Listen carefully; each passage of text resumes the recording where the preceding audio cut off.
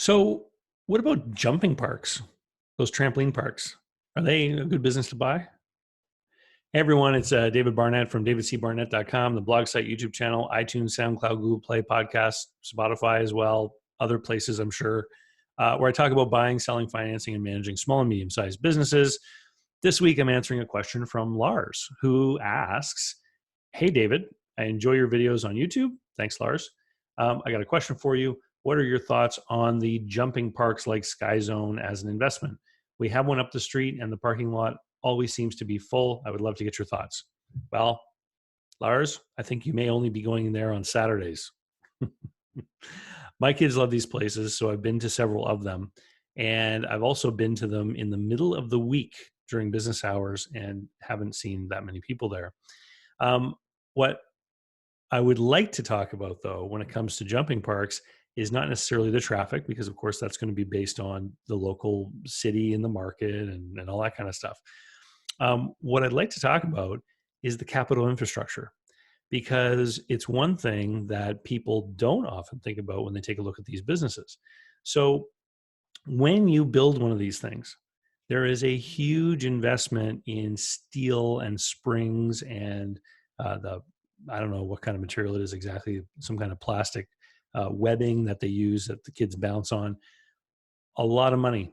And then there's the decor and the basic leasehold improvements. You have to build levels up to accommodate the trampoline infrastructure and all this kind of thing. It costs a lot of money to build them. Okay. And once a business is operating, of course, they end up making payments usually on a big loan that they've taken in order to pay off that capital infrastructure. And I've seen several deals for these trampoline parks come across my desk that I've helped look at with people. And usually what business brokers do is they get to the EBITDA, and then they add back the personal, the manager's salary and all the owner benefits and all that, and they get to an SDE number, seller's discretionary earnings, and they multiply that and they say this is what the business is worth. But here's the problem with that. These trampoline parks actually have more in common with a foundation company than they do with a retail store. That business broker method of calculating an SDE ignores depreciation and the replacement of capital assets. And in a business like this, the capital assets are significant, which means we actually have to take into account some sort of charge or expense for the replacement or renewal of that capital infrastructure. Other businesses that we see this with are things like grocery stores, where every 5 to 10 years, you need to do a major renovation of the grocery store to keep it looking current. You got to replace coolers, display cases, all this expensive stuff, got to redo, just the leaseholds of the space, et cetera.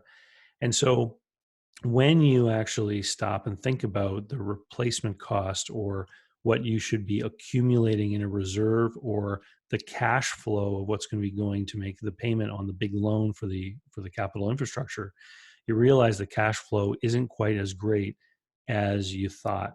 And I've seen this example, and so it's more like the issues that real estate investors face, where you could have a profit, but because you have a big loan payment and the principal portion of a loan payment is not an expense, you end up with a profit on paper, but you still owe taxes and you don't have the cash because you've been making loan payments. And so the businesses that I've seen in this space that have been up for sale, on paper, they look like they have a great cash flow, but in reality, they did not, because of the capital financing plan that has to go along with these big investments in infrastructure.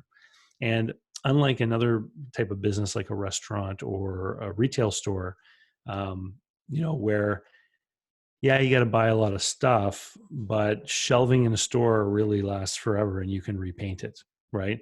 And so ignoring that capital expenditure in a retail store, you can kind of smooth over it over the course of time. And when it comes to a restaurant, if your deep fryers are old and need to be replaced, you can lease them, so you can get a relatively small expense and replace that capital equipment. For one of these trampoline parks, if you're not reinvesting in the asset, if you're not replacing and repairing and keeping things up to date, what you end up with is a tired, sad, old-looking trampoline park which means that everyone's going to leave as soon as somebody opens the shiny new one, right? And so these types of businesses need continuous updating, renewal, etc. And that's what I have to say about trampoline parks. And my kids love them. And the one near my house has free Wi-Fi. So in the summertime, I take them and I get to do some work while they bounce around and burn off energy, which is good. If you want to learn more about buying and selling businesses, you should be signing up for my online course over at businessbuyeradvantage.com. Cheers. We'll see you later.